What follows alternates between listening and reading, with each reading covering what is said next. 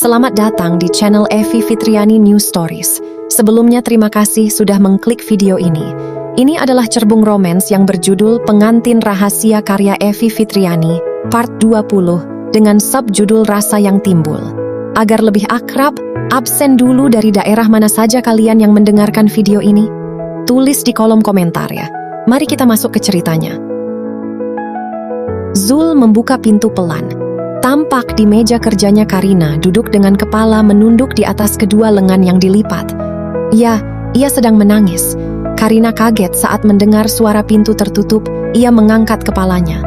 Zul? Segera ia mengusap air mata. Kedua matanya tampak merah dan sembab. Kenapa? Apa laki-laki itu menyakitimu? Karina tercengang. Ia tahu kalau laki-laki yang dimaksud Zul itu pasti David. Ia bingung bagaimana menjelaskannya. Ternyata dia masih berani nemuin kamu ke sini. Zul, aku sudah memberitahunya tentang statusku, tapi dia nggak mau tahu. Apa perlu aku yang langsung memberitahunya? Jangan. Kenapa? Kenapa sepertinya kamu takut sekali untuk membuka statusmu pada orang-orang? Apa karena kenyataannya kalau suamimu ini adalah orang rendahan yang tidak seperti mantan pacarmu itu? Sindir Zul. Ia menduga begitu karena Biksari pernah mengatakan jika Karina memiliki gengsi yang tinggi seperti mendiang ibunya. Bukan begitu. Jujur saja, aku masih nenggak tega jika harus nyakitin dia, tapi aku akan berusaha supaya dia nggak gangguin aku lagi. Zul membuang napas kasar. Zul merasa Karina tahu bagaimana cara menjaga perasaan mantannya, tetapi dia tidak tahu cara menjaga perasaan suaminya sendiri. Zul, kamu nggak tahu bagaimana beratnya melepas cinta yang sudah jauh tertanam. Aku nggak bisa sekaligus mematahkan perasaannya begitu saja. Kamu harus paham itu. Air matanya kembali menganak sungai. Jangan bilang aku tidak paham, Bu Karina. Aku paham dan sangat-sangat paham. Zul menekan suaranya di akhir kata. Namun kita bukanlah anak kecil lagi di sini. Cobalah berpikir dewasa. Dengar, bilang pada si David itu, ini terakhir kalinya dia kemari. Jika dia masih bersikeras, biar aku saja yang menemuinya. Dari mana kamu tahu kalau dia itu David? Karina heran. Sebab dia tak pernah bercerita sedikit pun tentang mantan kekasihnya itu. Tak penting tahu dari mana. Yang penting itu, pernikahan kita harus bahagia. Dan kebahagiaan itu tidak akan didapat dengan sebuah kebohongan. Dada Zul terlihat kembang kempis menahan kesal. Bu Karina, jika kamu masih bingung untuk memilih, maka menjaga perasaan pasangan yang halal itu lebih utama dari yang lain.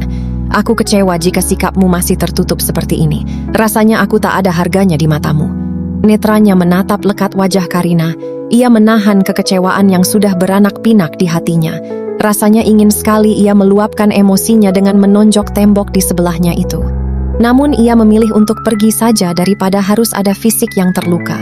Zul, Karina beranjak dari duduknya dan berhambur memeluk Zul dari belakang. Zul sedikit kaget dengan sikap Karina yang tak seperti biasanya. Maafin aku, please, jangan marah. Aku nggak sanggup terus-menerus dimarahi orang. Hatiku lemah Zul, aku rapuh. Karina menangis terseduh di punggung Zul, hingga Zul merasakan bajunya basah terkena lelehan air mata. Aku sudah berusaha membuka hatiku untukmu, dan tolong beri aku waktu agar benar-benar bisa mencintaimu seutuhnya. Seolah tersiram air, api kemarahan Zul seketika padam begitu saja. Pria itu berbalik badan menghadap Karina, lalu menyentuh pipi yang sudah kemerahan itu dengan kedua telapak tangannya. Terima kasih, telah berusaha membuka hatimu untukku, lirih Zul lembut. Perlahan ia mendekatkan wajahnya ke wajah Karina, lalu mengecup singkat bibir wanita itu dengan penuh kelembutan. Netra keduanya sesaat saling menatap. Dalam, ada desiran hangat di hati Zul karena baru pertama kalinya ia melakukan hal itu. Setelah ia keluar, ternyata kedua sahabatnya sudah berada tak jauh dari ruangan Karina, menunggunya. Bro, dari tadi kita nyariin elu, rupanya ada di sini, seru Agung setelah Zul berjalan mendekat. Iya, kata ciwi-ciwi lu ada di ruangannya Bu Karina. Ada apa emang? Lu dimarahin? Tanya Egi kepo. Zul melirik pria kribo yang berdiri di sampingnya itu. Iya, gara-gara lu telat ngumpulin tugas jadinya gua yang kena semprot, sahut Zul malas. Kemudian ia meneruskan langkah.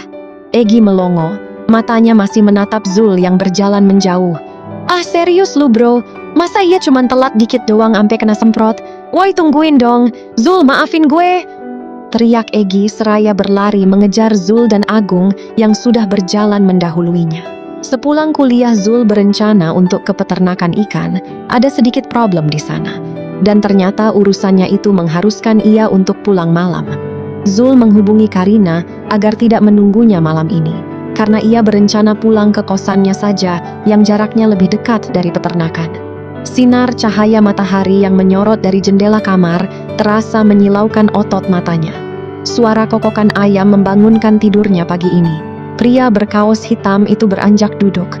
Ia kaget setengah mati, baru kali ini ia bangun kesiangan sampai hampir jam 6:30 pagi.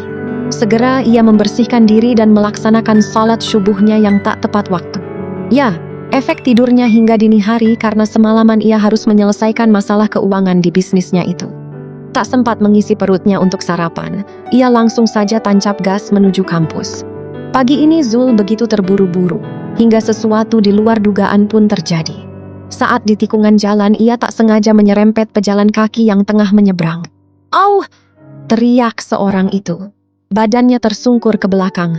"Astagfirullah!" Segera Zul berhenti dan menepikan motornya.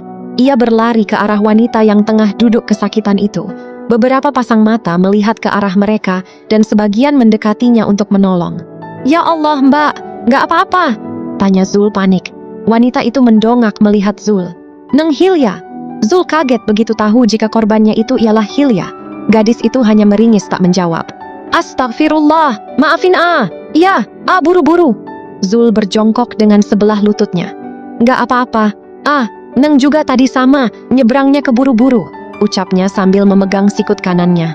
"Ya udah, sekarang kita ke klinik aja yuk, takutnya nanti kenapa-napa." Zul khawatir.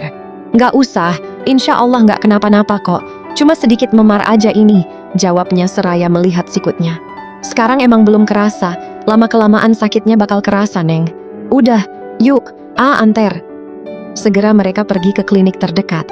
Setelah selesai berobat ke klinik, Zul mengantarkan Hilya ke depan gedung kampusnya. "Beneran nih nggak mau pulang aja?" Zul memastikan. "Iya, soalnya ada tes hari ini, Neng nggak mau ketinggalan." Raut wajahnya masih terlihat sedikit kesakitan. "Oh ya udah, maaf, ini ada sedikit buat Neng, diterima ya." Zul menyelipkan amplop putih ke telapak tangan Hilya yang tengah memeluk buku. "Ih, apaan sih, nggak usah Udah terima aja, takutnya nanti ada apa-apa, kan bisa dipakai." Hilya mengulum bibir, merasa tak enak hati.